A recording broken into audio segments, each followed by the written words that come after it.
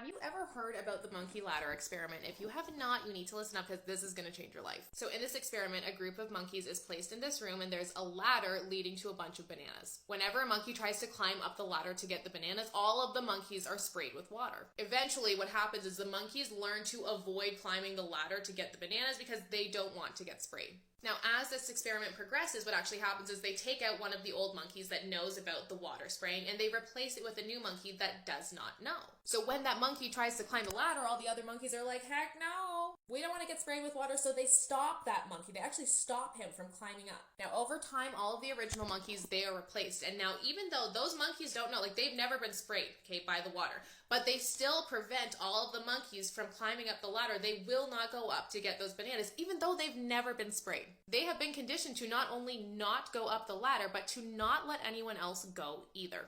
Now, I think this experiment is so great in the way that it represents our societal norms and behaviors. Right? A lot of times they are passed down and they are followed without us questioning their relevance or their necessity. In daily life, this comes up in situations like the 5-day work week or having to go into the office to work. Concept of retiring at a certain age. Spending tens of thousands of dollars on a wedding, accumulating debt, going to school and going into debt no matter what the degree is. And things like the pressure to keep up with the Joneses, that is ingrained in our society. And a lot of times it's done without critical evaluation.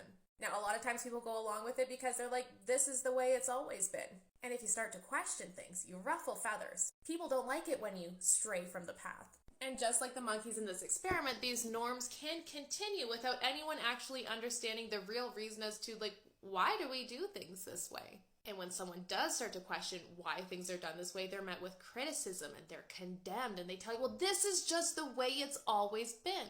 Basically, these people are telling you monkeys, don't reach for the bananas. Now, something that really changed my life and was pivotal in me going from $40,000 in debt to becoming a millionaire at 30 years old is starting to question everything, right? Really getting into philosophy and psychology and why am I here? What am I doing? What's the purpose? And through my studies about life, the conclusion I came to is the only point of life, literally the only point, is happiness. If you're not happy, then there's no point. And if I wasn't happy on the path that society set out for me, why would I continue?